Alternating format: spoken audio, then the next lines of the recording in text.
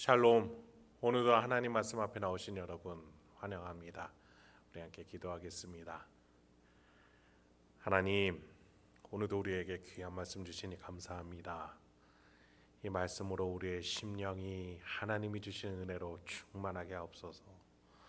세상이 줄 수 없는 능력과 기쁨으로 오늘 명예롭게 살아가기로 결단하오니 말씀 가운데 은혜를 허락하여 주시옵소서. 예수님의 이름으로 기도했습니다.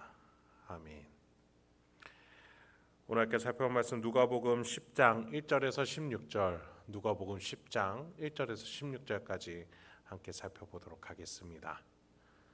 오늘도 성실하신 우리 아버지 하나님을 찬양합니다.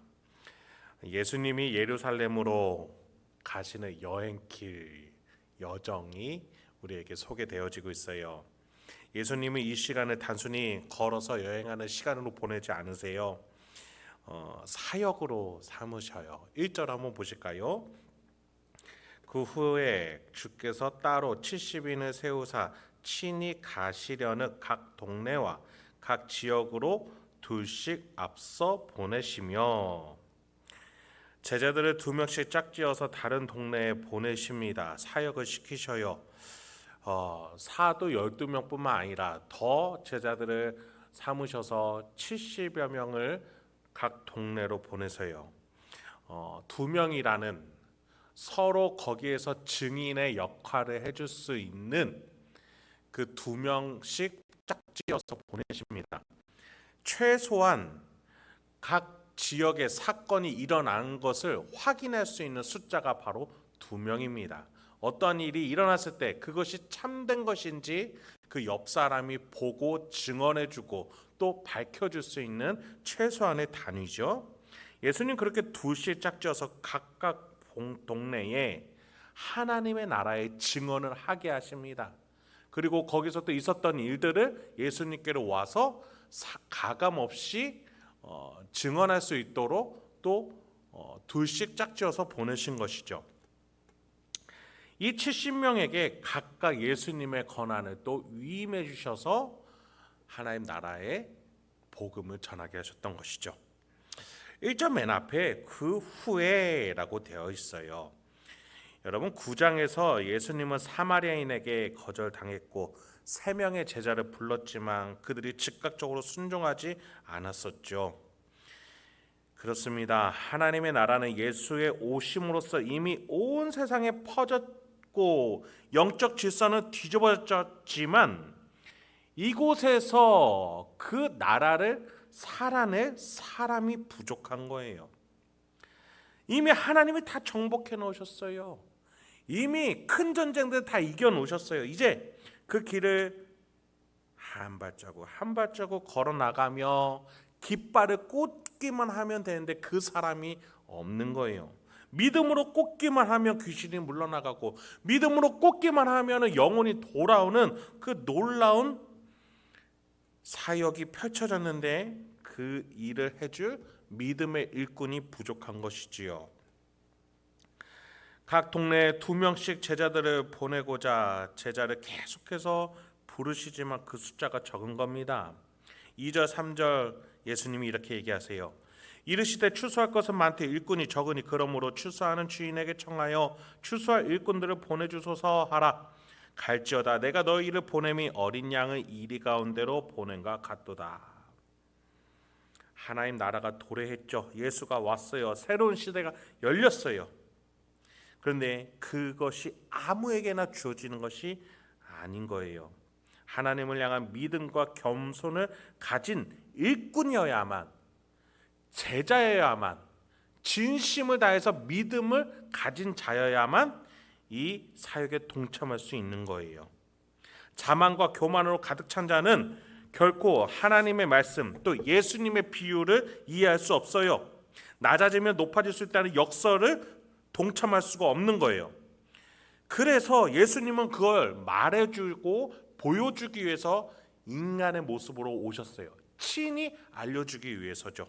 그리고 예수님도 이 제자들을 따로 세우셔서 또 친히 알려주게끔 제자를 보내시는 거예요. 그래요. 지금은 천군 천사가 필요한 게 아니에요. 뒤에서 후광이 비치고 광채가 빛나는 신적 존재가 필요한 게 아니에요. 인간의 말로, 인간의 살결로, 인간의 호흡으로 친히 말해줄 사람이 필요했던 겁니다. 일꾼이 필요했던 겁니다. 제자가 필요했던 겁니다. 근데 예수님이 뭐라고 하세요? 그 제자가 가는 길 속에 이리 가운데로 보낸 것 같도다. 결코 안전한 것만은 아니라는 거예요. 예수님도 거절을 당하셨죠. 제자는 더하면 더했지 덜하지는 않을 거라는 거예요. 예수님도 그것을 아셨는지 너희를 보냄이 이리 가운데 보내는 것 같다라고 탄식한 거예요. 예수님은 그 거절에 대해서 더 자세하게 4절부터 7절까지 이렇게 얘기해 주세요. 전대나 배낭이나 신발을 가지지 말며 길에서 아무에게도 문안하지 말며 어느 집에 들어가든지 먼저 말하되 이 집이 평안할지어다 하라. 만일 평안을 받을 사람이 거기 있으면 너희의 평안이 그에게 머물 것이요 그렇지 않으면 너희에게로 돌아오리라. 그 집에 유하며 주는 것을 먹고 마시라. 일꾼이 그 삭을 받는 것이 마땅하니라.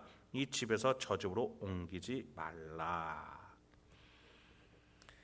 제자들이 하나님 나라를 전하러 갈 때에 그 사람들이 받을 수도 있고 받지 않을 수도 있다라는 거예요.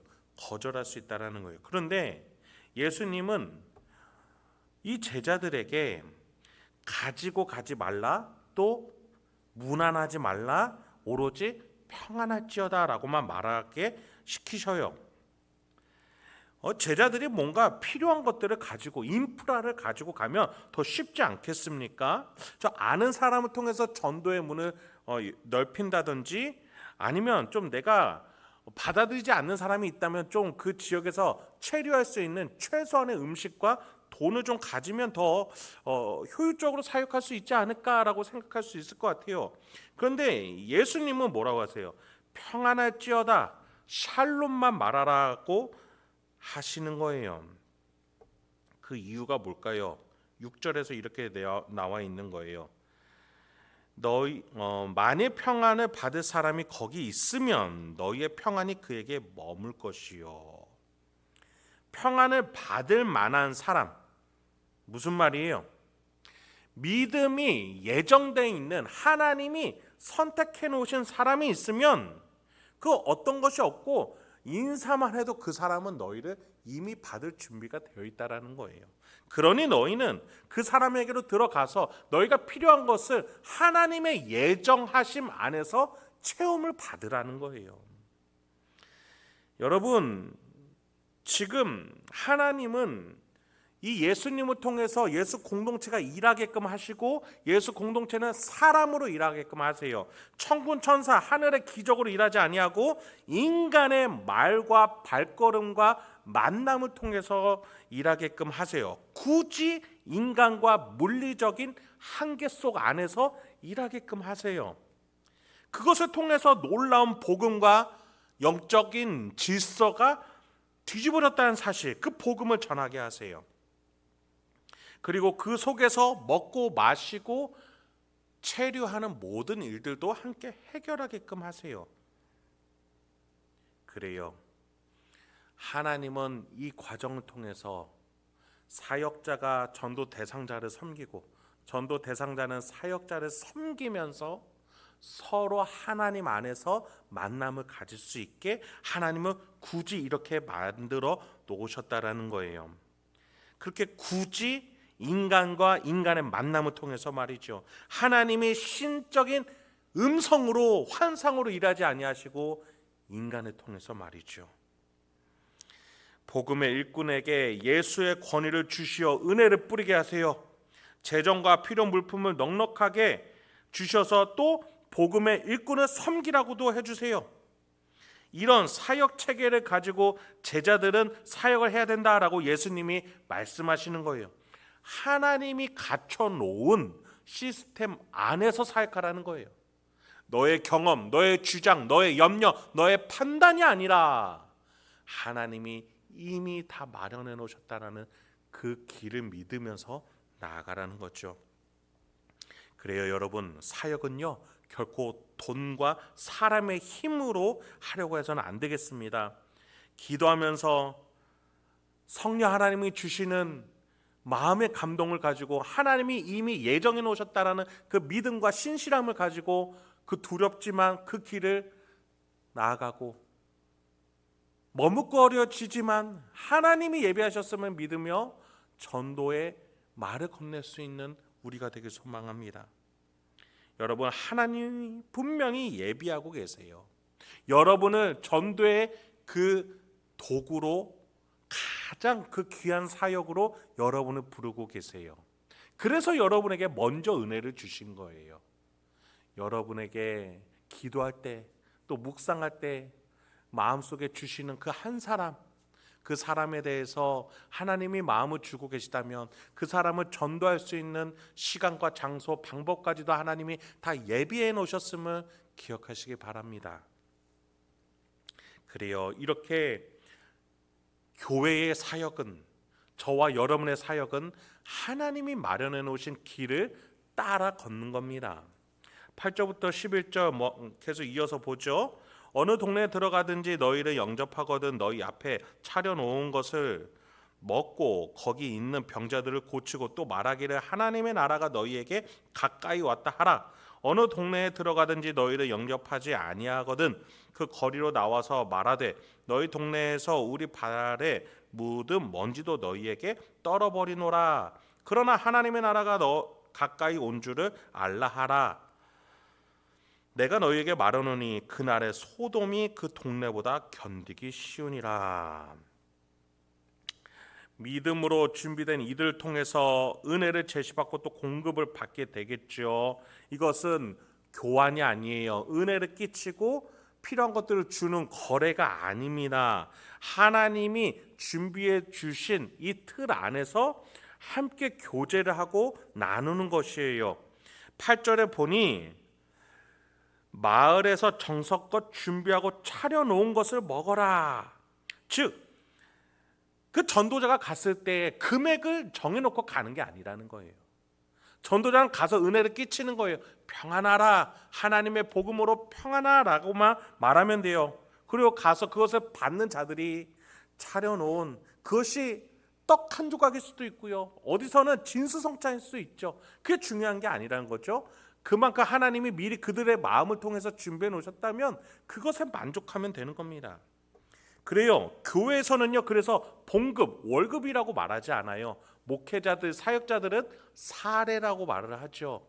교회 형편에 맞게끔 교회가 허락되는 것만큼만 받는 것이 바로 사역자들의 월 사례인 거예요. 우리는 세상과는 달라야 합니다.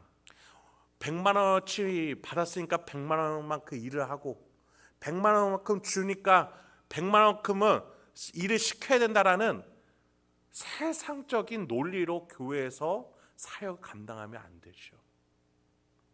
하나님이 이만큼 교회에게 기쁨을 주시면 그만큼 사례를 받는 것에 목회자는 또 그리고 사역자들은 기쁨으로 받고, 교회는 하나님이 주신 마음에 벅차서 교회 형편에 알맞게 사역자들을 위해서 마련해 놓고 하나님 안에서 이러한 사역들을 일하게끔 하나님은 우리를 인도하고 계신다는 거예요.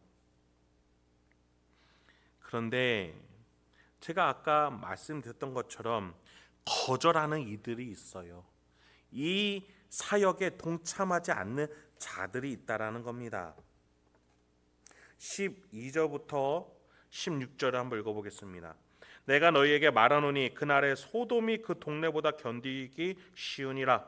화했을진저 고라시나 화했을진저 벳세다야, 너희에게 행한 모든 권능을 두로와 시돈에게 행하였다라면 그들이 벌써 베옷을 입고 제에 앉아 회개하였으리라. 심판때에 두로와 시돈이 너희보다 견디기 쉬우니라. 가버나움아, 네가 하늘에까지 높아지겠느냐? 음부에까지 낮아지리라. 너희 말을 듣는 자는 곧 내 말을 듣는 것이요, 너희를 저버리는 자는 곧 나를 저버리는 것이요, 나를 저버리는 자는 나를 보내신 이를 저버리는 것이니라 하시니라. 거절하는 도시들이 있을 것임을 예수님은 말씀하시는 거예요. 여러분, 지금 두로와 시돈이라는 도시가 나타나죠. 구약 시대에 하나님의 뜻에 불순종했던 이방 세계의 대표적인 도시들이었어요. 이방 도시들, 특히나 불순종하고 타락했던 도시들, 이방 세계가 있는데 그 세계와 비교해서 이스라엘 땅에 있는 고라신, 벳세다, 가버나움 같은 도시들, 특히 예수님이 주 사역지였던 가버나움 같은 도시들이 들 향해서 예수님이 뭐라고 하시는 거예요? 내가 너희에게 말하노니 그날의 소돔이 그 동네보다 견디기 쉬우리라. 두로와 시돈에서 행하였다면 그들이 벌써 베옷을 입고 죄에 앉아서 회개했을 것이다.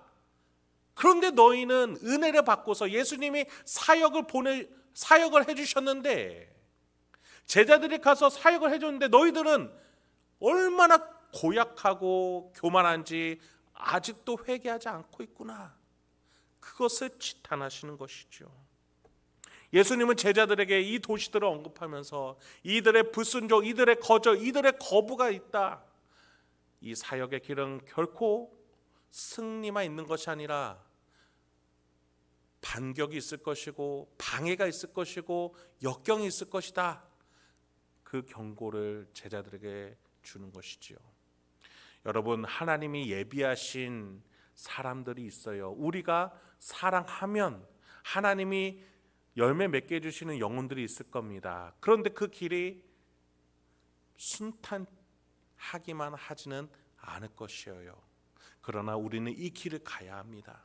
한 영혼을 향해서 우리가 믿음의 길을 가야 합니다. 하나님은 굳이 우리의 입술과 미련한 우리의 인생을 통해서 일하게끔 하시는 그 목적이 있음을 우리는 믿으며 그 길로 나아가야겠습니다. 뒤돌아보지 않고 다른 것과 마음 나누어지지 않고 내가 그 길로 좁은 길, 나의 십자가 지고서 나아갈 때에 우리 하나님께서 주시는 놀라운 인생으로, 예수님이 참 기뻐하시는 우리의 삶으로 우리를 높여주실 것입니다. 여러분 마음 가운데에 사역에 대해, 전도에 대해서 어떠한 마음이 드세요? 요즘 같은 세상에 내가 생각하는 그 사람에게 아니야, 안 돼, 어려운 시대야, 기독교가 욕먹고 있어. 여러분, 그렇습니다. 그 시대가 맞아요. 그런데 우리가 뒤돌아보면 전도가 쉬웠던 시대는 한순간도 없었습니다.